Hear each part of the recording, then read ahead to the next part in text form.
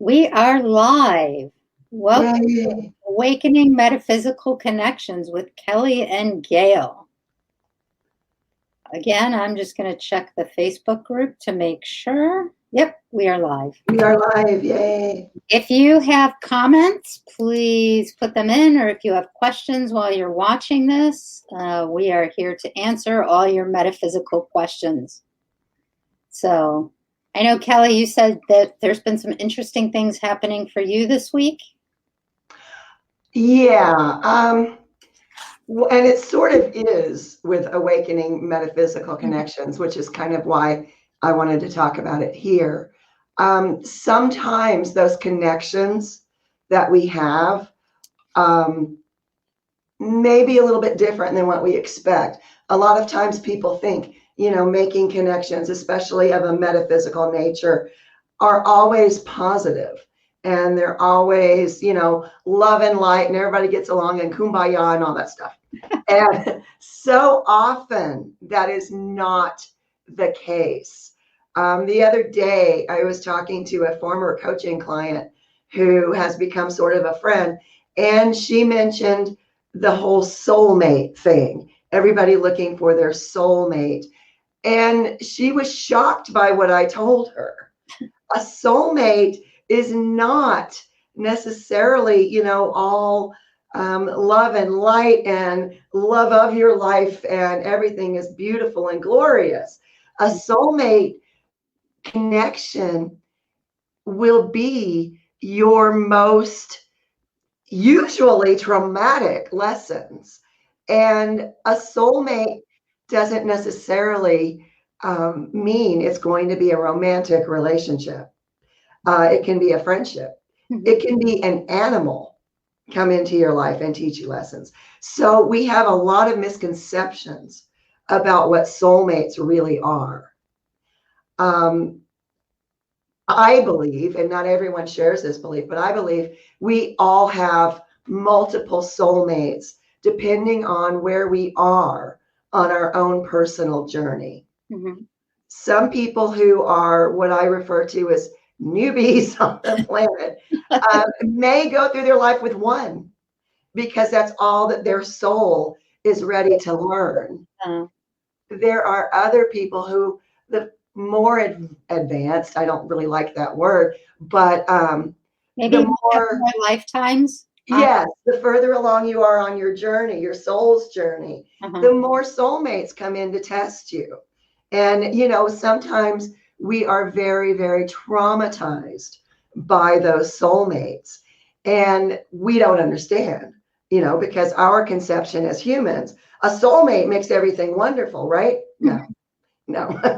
So let me ask you this question, because I think this brings up an interesting question. Maybe it does, maybe it doesn't, but this is where my mind goes. So there's soulmates, but then there's soul families. Yes. And so it gets more convoluted because like some of the people who come into your life, you've traveled with for many lifetimes and you've all had different relationships. And then you start telling people about that and then they freak out. Yeah.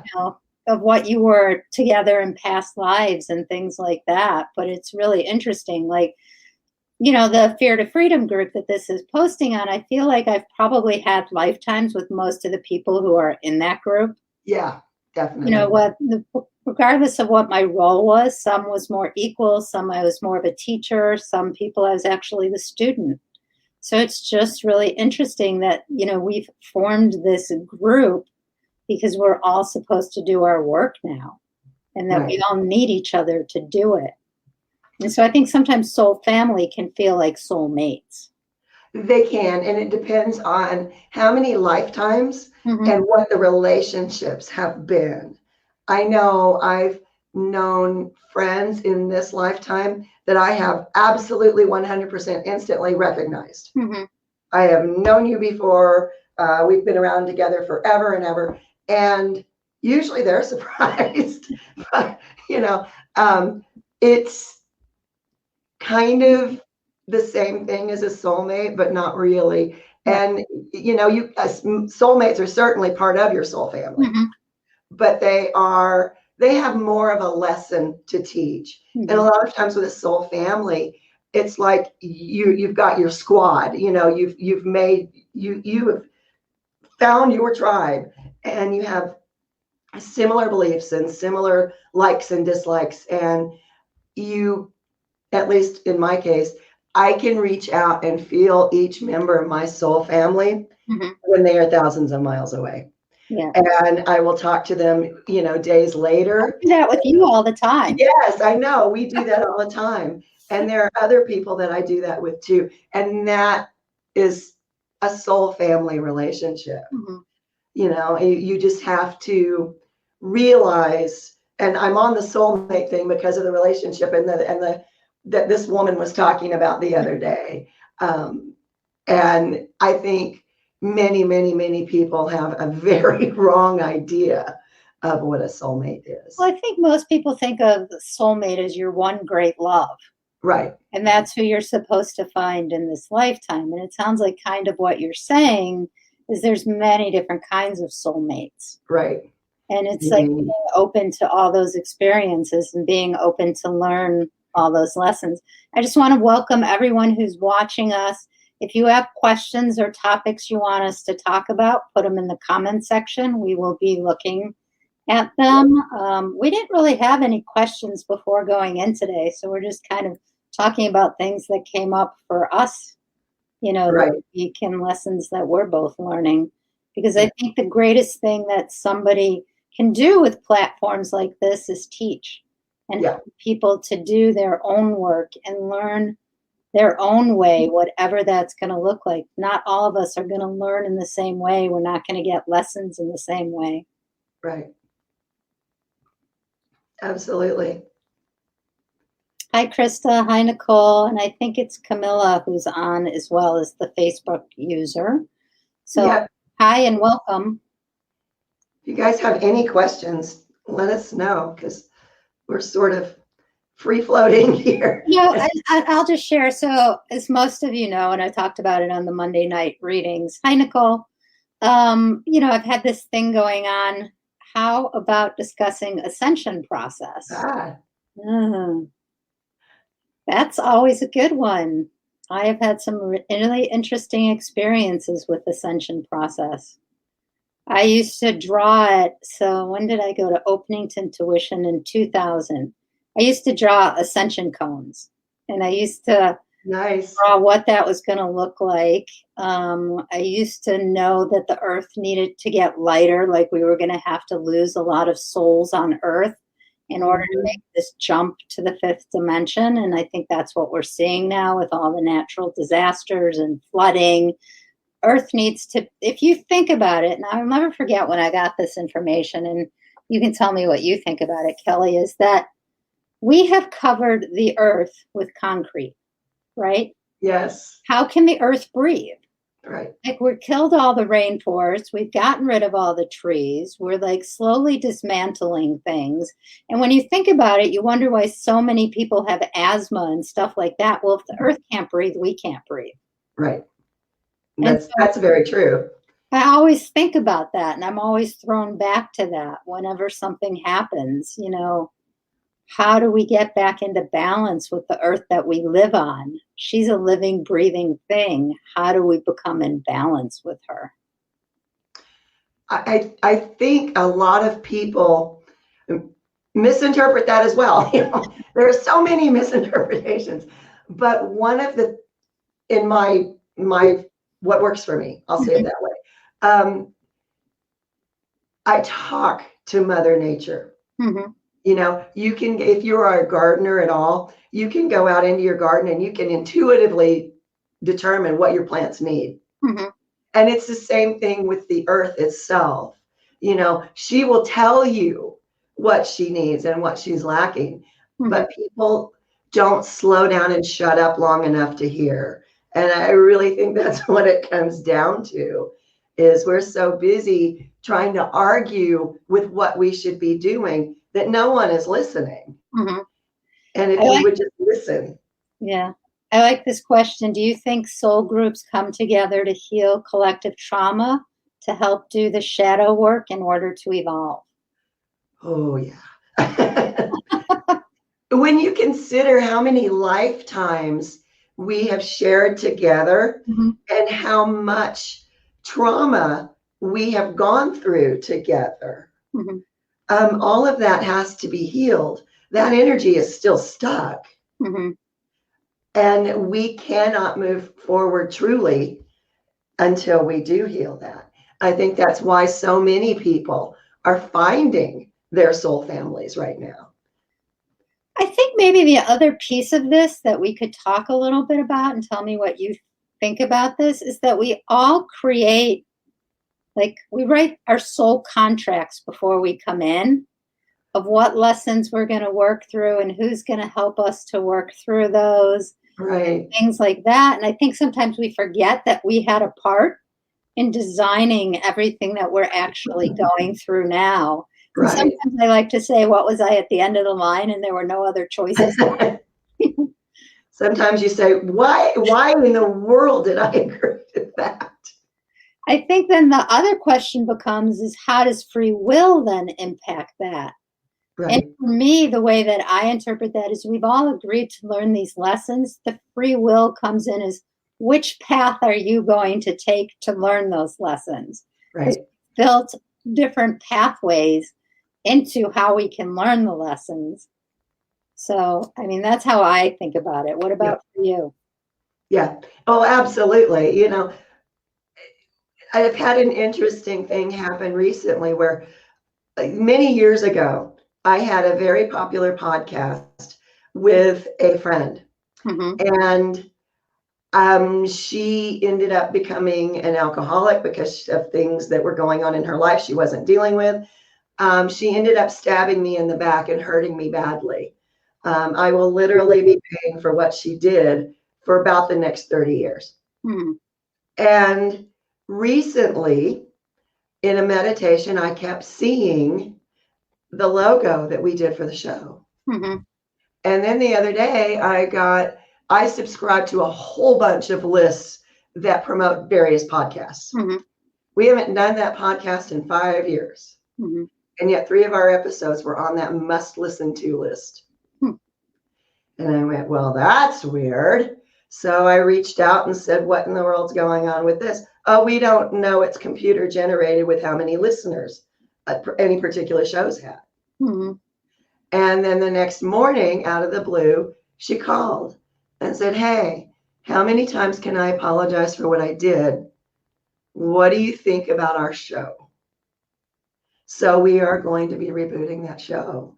If for no other reason than I feel we probably had more things to work through. As we go through our lives, and if you think about it, you'll realize it's happened to every one of us. There is a catalyst in our lives.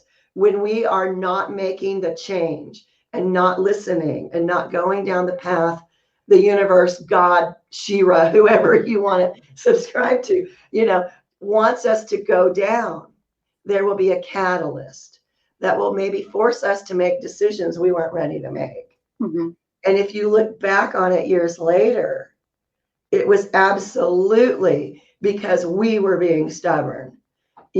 I've gotten myself into a lot of trouble in my life thinking I knew better than God. Yeah, I know you want me to do that, but I'm not going that way. I'm going to do this over here. And, trauma is a funny thing. There are all kinds of traumas. Betrayal trauma is one of the big ones.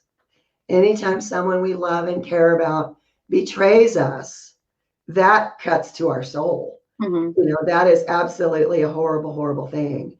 And to be able to go back and heal that and look at it and really try to understand the lesson behind it, it's a really, really valuable experience. So somebody posted, different soul groups have a different focus, intention, shared collective in different areas of work. The collective feel attunement like an orchestra that we are trying to align with. While we still live in separation, dualism, we are trying to transcend the will to just say, F it, and do what we know is not in alignment listening. It's a process. It's now Yep. speeding up. We are working through trauma faster than ever before. Absolutely. Yep. So true. And it feels like the lessons are coming faster and faster too. So it's like you better be ready, because like, as soon as you're done with one, the next one is like smacking you in the face. And and I think one, thank you for sharing that story with your friend. And I'm sure it took a lot for you to want to do that podcast again. And to look at obviously how much growth that you've had to be able to do that. I mean, I think that that's really cool. And I have to say, and I've talked about this before. I think I talked about it last week on here, and I've talked about it with you, that I don't know what it was, but out of all the podcasts I did, when, I wrote all the books in the beginning, I always felt the most comfortable with you. And like, I would go places that I never thought that I would discuss in public forums, and it would just all come spilling out. And that's a gift that you have, that you give all of us, that ability to make us feel comfortable and do this work and want to share and want to open up. And I think, I'm not sure why I'm telling you this on air, but it's really important. Well, thank you. That's very nice of you to say. It was a process. Mm-hmm. I have generally my entire life been a very forgiving person. Mm-hmm. And I do believe people can change and people can be redeemed. And the main thing that I got from reconnecting with this particular person is what she did that hurt not only me, but several other people, made her stop drinking. Mm-hmm. And maybe that was a big part of it. Mm-hmm. Well, maybe you guys were the catalyst for her being able to do that work. Right. And I think it works both ways. Mm-hmm. That's an interesting question. How do we know that we are on the right path with one soul contract? Mm-hmm. What do you think? How do we know? Because if we're not, we get pushed in the direction that we need to go. It will not stop pushing you. I don't know how many times, like, I'll try and do something and it'll be like, nope. And usually when you're on the soul path, everything is very synchronistic. Right. Like, it always just seems to work out, and then the next thing happens and the next thing happens. Like, I know, for example, we've talked about doing this for like a year. Yeah. And it was just never the right time. And then 2 weeks ago, right, it was the right time, and everything lined up, and it's pretty easy and effortless. And I know I'm really enjoying it. Yeah, it's a lot of fun. I am in a dark room today because my lights burned out, and I was chasing a horse right before we got on, so I'm kind of sticky. But it's still fun. And I think it's just about showing up. Yeah. How do you want to show up? I think about, we were talking about drinking a little earlier, and for me, I love energy and I love chakras and I love explaining things from that point of view. So I have a feeling most of our listeners are probably familiar with chakras and what they mean. But my favorite experience that I ever had with my spirit team, and it's in I think it's in the eating disorder book that I wrote. I don't know. But they gave me a lecture on primary colors, which I thought was fascinating. In that, when we think about chakras, so for those of you who don't know, really quickly, they're red, orange, yellow, green or pink, sometimes turquoise and gold for the heart chakra, light blue, indigo blue, and purple, silver, or white for the crown chakra. Different cultures believe that one's different colors. Now, when you really think about it, so let's take an example. What do blue and yellow make? Green. Blue and yellow make green. So if you're not balanced in your intuition or your voice and your power, your heart's not going to be open. Right. And then what do red and yellow make? Right. Orange, right? So if you haven't dealt with your tribal beliefs or survival issues and you're not in your power, you can't be who you're meant to be in the world. And so it's really cool when you start thinking about it in that way and combining those things. And most people with addictions are blocked, and most people with trauma and early developmental trauma, sorry, the therapist part of me is coming out, they're blocked in their first three. Right. Trauma is your root chakra. It's all about survival. You have no idea who you are or how to be in the world when you've had a lot of trauma and you feel like you have no sense of power. Right. So to work through trauma, you really need to work through those three chakras. Right. Does that make sense to all our listeners? That was my deep thought for this evening. When I was a therapist, they used to say deep thoughts by Gail. Right. But that's absolutely right. Mm-hmm. What I like to do is combine Reiki with color and sound. And if you combine that together, it helps people, it seems in my experience, to help people work through that better. I'm sort of the queen of trauma. It's so because of that, From this dimension and others. I worked with people who had been traumatized, particularly battered women, for a very long time. And I would go into shelters and set up treatment, and I would have, visualization of different colors as I was doing Reiki up the chakras. And then I would use sound as well. And they found that very helpful. So even when we're working on ourselves, you can do that. I mean, you can find pure tones even on YouTube for free these days, which I find amazing. But don't underestimate layering things when you're working through stuff. Well, one of my favorite healing modalities that I ever took was arch healing, which was ancient rainbow conscious healing, because it was sound, frequency, and vibration all together. Right. And I really liked that. Kellie, at some point I have to connect you with Camilla, because you both do work with horses. And I think that you guys could really connect. So I will send you both a message in Facebook together so you guys can. Yeah. Yeah. I think that you guys would be,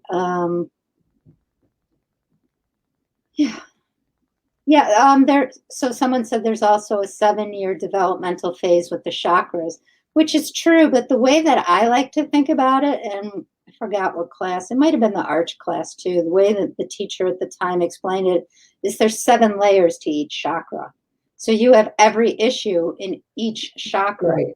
So let's say we're talking about your power chakra. There's still the tribal beliefs in part of that. There's still the who you are in the world in your power chakra. There's still the heart in the heart. So I think it's really cool when you really start to look at things from and this doesn't go well as a therapist, traditional therapy. Because you need to balance everything, and you need to balance the etheric and the auric levels and everything together. So it's not just talking. Right. So, yeah, so that was my 2 cents and my little soapbox moment. What other questions do you guys want us to talk about tonight? We're open to discussing anything. So.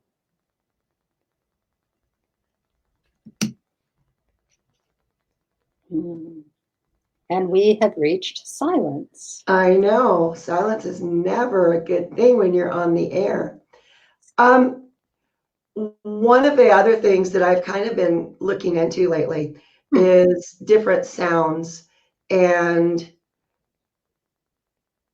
the effect that it has on our outlook. And I was thinking particularly, I've been playing around with recording drum sounds with flute and key and that kind of stuff. But I know several people who listen to very, very different kinds of music. Chanting has always made me feel like it raises your vibration. But there are other things like heavy metal, some rap. I have been known to have rap playing while I'm cleaning my house, full disclosure. But generally speaking, the more you listen to what is essentially negative energy, really, the more it has an impact on your life. Have you seen that in your practice? I have. One of the things that I always used to talk with the clients about is when they were depressed, they would always listen to depressing music. I'm like, it's going to keep you stuck in your depression. But it's cathartic because I relate to it. You know, it's saying what I can't say. And again, it keeps you stuck. Right. Try listening to the opposite. So if you're sad, listen to something happy. You know, in DBT, there's the opposite to emotion action. You want to do the opposite of what you're feeling in order to pull you out of it. So I used to tell people, this used to get me in trouble too. I'm like, okay, you want to have a pity party? Let's do it upright. I'll get the black balloons, the black confetti, the black streamers. Let's just really throw it, wallow in it for a while, and then you need to come out of it. Right. Right. I used to get in so much trouble for that one. Yeah, I was a therapist for a very brief period of time because I found I was a better healer, not under the therapy banner. When I would say I died, would agree with that actually. Yeah, you know, when I died, nothing. I didn't even want to go back into my office. I was like, no. I've learned a better way. I can't do this anymore. And I've kind of stuck with it ever since. I have a lot of friends who are therapists, and a few of them scold me frequently. Light body symptoms. That's a good one. I just want to end this part with this. Is one of my favorite ways to explain it to the clients, because my favorite movie growing up was Willy Wonka. You know, I didn't want the golden egg or things like that. I wanted an Oompa Loompa to play with because I thought they were fun. But let's say we have the Wonkavator, right? And they press every button in the Wonkavator except the one. And you can't go sideways and byways and diagonal ways. The only way out is through, right? You have to go through the things that you don't want to go through. And at the end of the movie, it demonstrates that where they press the button and they have to gain enough speed to crash through the glass ceiling so they don't get ripped to shreds. And that's very much what recovery and working through trauma feels like. You're going to have to crash through that glass ceiling to have that 360-degree view that you don't currently have. Yep. So, want to read the light body symptoms? Question? Soul and spirit are able to access the new energetically coming through, but physical body taking time to catch up, throwing up lots of exhaustion. I'm going to have a coughing fit now, so maybe you should. So I will go ahead and talk.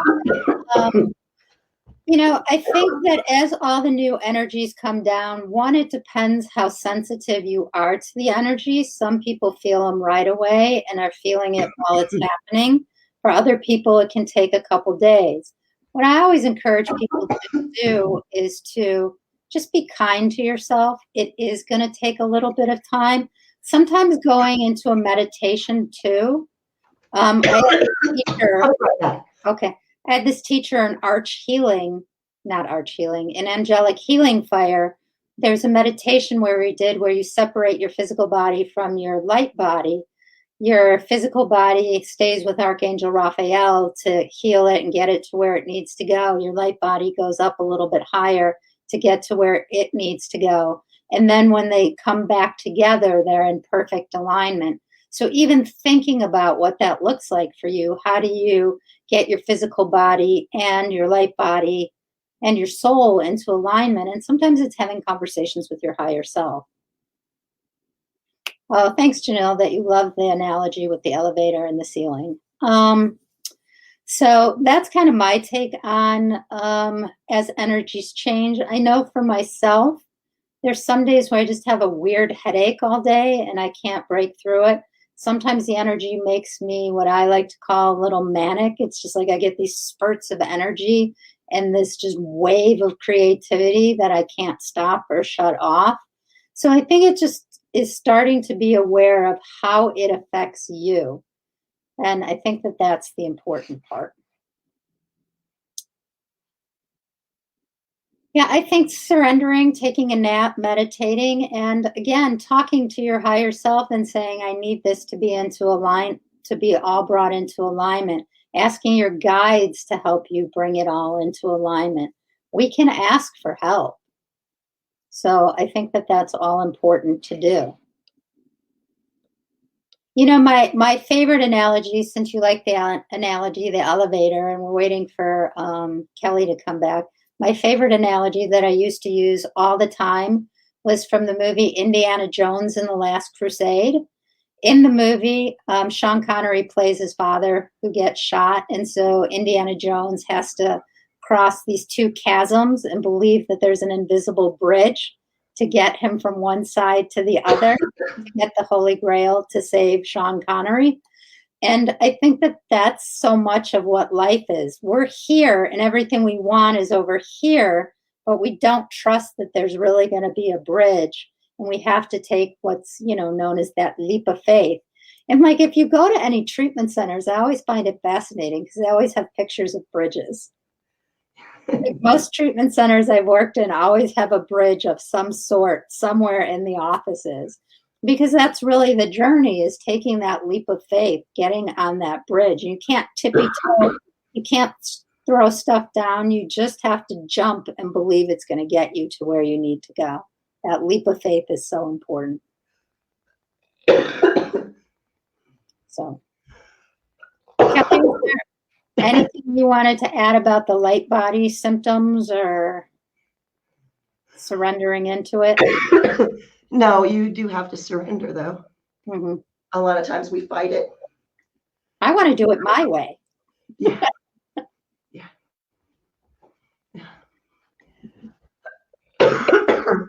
So. Sorry. That's all right. Obviously, maybe there's something you need to say, clearing your throat. Maybe something's coming up. If we look at the throat chakra, maybe there's something you need to talk about or you want to say. I'm always a firm believer when something like that happens, it's because maybe we need to do something we don't want to do. And, yeah, and it could be because I'm allergic to horses, mm-hmm. and I have 7 of them. But yeah, that could pose a problem. I made the decision very long time ago that I would just take whatever needed me. Mm-hmm. And occasionally I have people, well, where I live, people are not good to animals at mm-hmm. all. And it drives me nuts. Mm-hmm. So frequently I end up rescuing animals. Mm-hmm. And even the ones I'm allergic to. So. Okay. Today's the worst day. Does anyone else have any questions or any other topics you want us to talk about? I was telling this story the other night. So everyone knows that I've had issues with my new car. And on Labor Day, I called the car dealership and asked to speak to the general manager. And I got a voicemail, which I knew I was going to get. And I said, I'd really like a call back on Tuesday after the holiday. And I wasn't yelling. I wasn't screaming, although, God, I really, really wanted to. I really wanted to unload that on somebody, like all this angst from the last 9 months of dealing with all this stupidity from them. I really just wanted to yell. And on some level, I knew that wasn't going to get me where I wanted to go. Like this sales service director said to me, "Thank you for not yelling. Thank you for being rational. I really thought this conversation was going to go a different way." And because of that, so what's today? So the car was still leaking a little bit of oil. So I called them yesterday. Yesterday. And they got my car in today. They got me a loaner car, which they always tell me they never have any. Right. And they're keeping it overnight to make sure that there's still not a problem in the morning, because usually after it sits a while is when the problem's happening. So I heard the service director tell the guy, who writes the car up, even if this takes 2 to 3 days, she's keeping that loaner car and we are not going to say a word. We are Yay. just going to fix this. So, Yay. yeah, kill them with kindness, I guess. Sometimes I still, my human self has a really hard time with that. My soul self and my higher self don't. Like, Right. you know, I mean, I was in a situation where I was bullied in a job for years, and everyone would be like, well, why, when you know, why are you still nice to her? And I'd be like, well, if she's doing this to me, how much pain does she have to be in? Yep. That it's coming out at all these people. And so I always still had compassion for her. Yeah. You know, and I stayed in the situation for 4 years because then I also managed it so that my coworkers didn't get it. Like, she would only have one target at a time. So I was it for a really long time. But it's just interesting, you know, like everyone would be like, why aren't you screaming and yelling about it? And even then, I mean, I got angry afterwards when I left. I got really angry about the situation. But at the time, I'm just like, just look at the pain. Like, You're right. and sometimes when you're really intuitive, and I don't know how you feel about this, Kelly, but when you're really intuitive, you see beyond the bullshit and you see the soul. And so it's really hard because you sometimes don't see stuff coming at you because you just see the good naturedness of the person's soul. And you don't sometimes see the bullshit that goes on. Excuse me. Yep. Absolutely. From the human self. Yeah. Sometimes I want to talk a little bit about anger because we can really derail ourselves, either misdirecting anger or not getting to the bottom of it and healing it.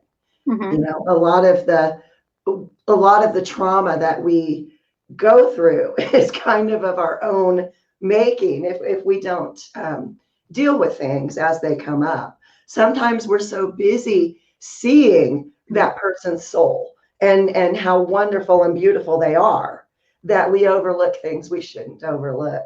Mm-hmm. And it just builds and builds and builds and builds, and we can make ourselves sick like that. Mm-hmm. You know, and then there's the flip side of sometimes we can be really spontaneous. You know, what kinds of things do you do? Like when your soul's saying, do this, like just call in sick today. Just, right. You know, and then sometimes we're so responsible, we don't do it. And sometimes it's really important to listen to that call because you don't know what your soul had meant for you or what you're going to gain from that experience. But sometimes I know for myself, sometimes I have an overdeveloped sense of responsibility. You know, and sometimes I feel responsible for all of humanity. Yep. We've had this conversation before. Yep, we have. And, you know, because I can see things maybe a little differently than other people can. And I see when things are coming. And sometimes I try and help humanity not have to go through it. Right. And I think that sometimes having fun and playing and doing spontaneous things is sometimes what we need. Yep. So. Yep. Looks like somebody did that today. Yes. Went to the beach. I remember when I could drive to the beach. Yeah. You know, I was just telling Kelly before, so my car's in the shop again. Hopefully they fix it. But I have this fully loaded Jeep Grand Cherokee loaner car. So I may go for a little bit of a joyride later. I think you should. To play around. And I don't normally do that, but I'm like, today it seems I might just go take it on a trip. Yep. I don't have a destination in mind. I might just go for a ride, but so over responsibility was me. I'm now soul listening better and following my heart. And again, it's about listening to those nudges and things like that. Like the story I always used to tell is when I worked at one of my other jobs, I had 2 ways I could go home. I could either stay on the one highway, which was I-90, or I could get off at 294 because I lived sort of between the two. And I would always hear, get off at 294, and I'd be looking down on I-90, and it'd be like, it's not so bad. And then I'd be stuck in traffic for hours. So finally, after I don't know how many times, I'm like, when I heard get off, I would get off the highway. Yeah. So That's an important point, though. We need to listen to that inner voice more than we do. Mm-hmm. You know, I know when I was living in San Francisco, parking was a big problem. And I had gone to it was either a theater. No, it was an opera. And a friend of mine was driving and she parked and I went, don't park there. And she said, well, what do you mean? It's a parking space.